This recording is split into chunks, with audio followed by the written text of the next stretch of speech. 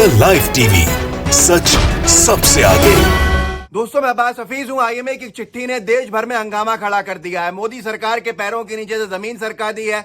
BJP सरकार की नींद उड़ा के रख दी है। आईएमए यानी इंडियन मेडिकल एसोसिएशन, मेडिकल की सबसे बड़ी एसोसिएशन, सबसे बड़ी संस्था, जिसका सबसे ज्यादा रसूख होता है, उसका यह आरोप है उस चिट्ठी के अंदर कि जो स्वास्थ्य मंत्री हैं हर्षवर्धन जी, उनके पास आईएमए के साथ मीटिंग करने का समय ही नहीं है।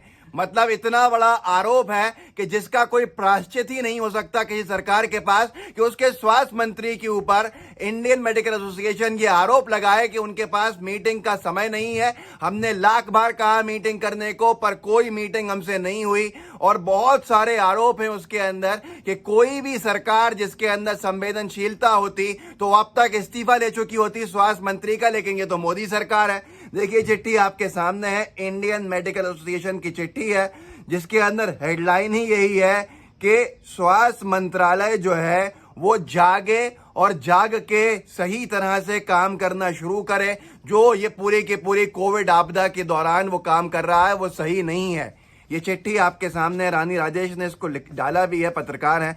आईएमए की चिट्ठी ने सरकार को एकदम बेपर्दा कर दिया है। अंग्रेजी में भले ही लिखा हो, मगर हर देशवासी को आज इसे समझना जरूरी है, क्योंकि चिट्ठी कहती है इस त्रासदी के दौर में स्वास्थ्य मंत्री ने सबसे बड़े संगठन इंडियन मेडिकल एसोसिएशन यानी आईएमए के साथ एक बैठक तक नहीं की। प्रचार से फुर्सत मिलेगी तब करेंगे ना। मतलब आप सोच सकते हैं कि जो सबसे बड़ा इस पैंडेमिक के अंदर संस्था है, इसको रोकने के लिए डॉक्टर्स की इंडियन मेडिकल एसोसिएशन, उससे मीटिंग करने का स्वास्थ्य मंत्री के पास टाइम नहीं है। ये किस तरह के स्वास्थ्य मंत्री हैं, ये कैसी सरकार है, इसका अंदाजा आप लगा सकते हैं। उनके पास समय था बंगाल के लिए ट्वीट करने का, हर रोज मोदी जी की भीड़ को ट्वीट करने का, सफल रैलीज को ट्वीट करने का। क्या परिणाम हुआ? चुनाव हार गए। लेकिन प्राथमिकता स्वास्थ्य मंत्री की क्या थी? वो ट्विटर पे दिखती थी। अब प्राथमिकता स्वास्थ्य मंत्री की ये है, कुछ दिन पहले जब 2 दिन पहले धरना दिया बीजेपी ने पूरे देश भर के अंदर, बंगाल के अंदर तथाकथित हिंसा के खिलाफ, तो उसके अंदर एक पोस्टर लेके स्वास्थ्य मंत्री भी बैठे हुए हैं। स्वास्थ्य मंत्री के पास धरना देने का समय है। स्वास्थ्य मंत्री के पास रात दिन मोदी जी की छवि को बचाने के लिए जवाब देने का समय है। रात दिन लगे हुए हैं स्वास्थ्य मंत्री किस काम के अंदर, कि कैसे मोदी जी की छवि को बचाया जा सके, कैसे मोदी जी की छवि को उठाया जा सके।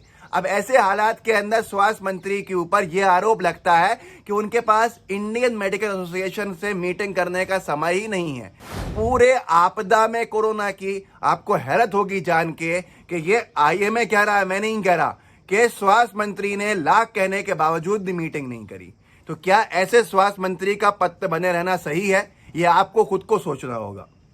और सिर्फ यही नहीं है, ये देखिए आज तक ने छापा भी है। आईएमए का आरोप, कोरोना को लेकर हेल्थ मिनिस्ट्री सुस्त, सरकार ने लॉकडाउन के प्रस्ताव को कूड़ेदान में फेंका।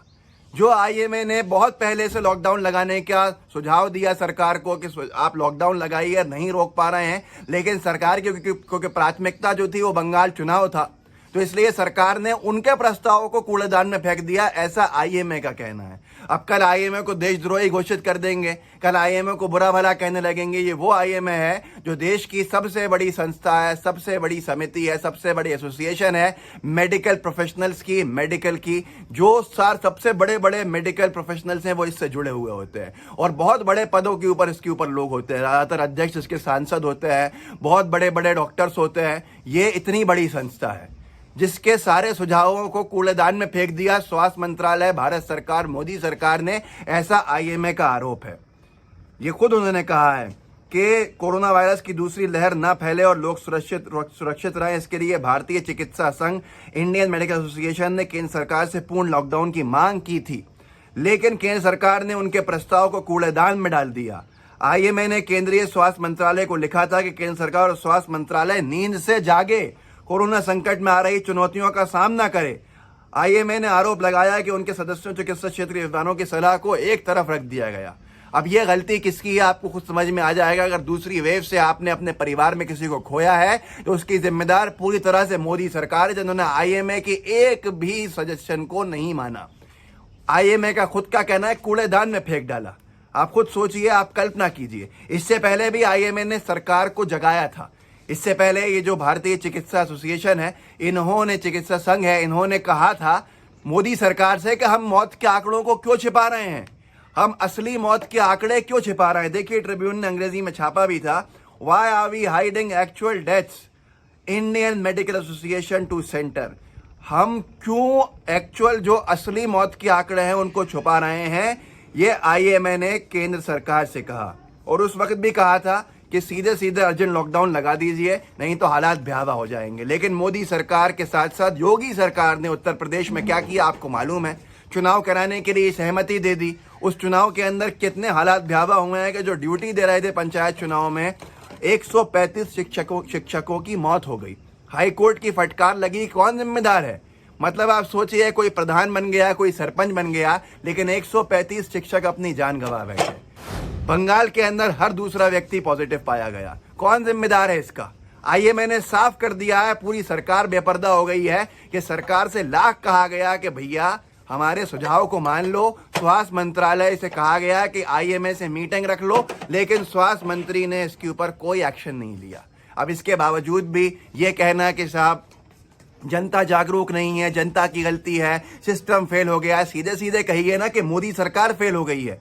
कौन कहेगा मोदी सरकार फेल हो गई है, कौन दम दिखाएगा, लेकिन कब तक नहीं दिखाएंगे। अब आईएमए जैसी संस्थाएं बोल रही हैं, कल को जो लोग अपनों को खोएंगे वो बोलेंगे।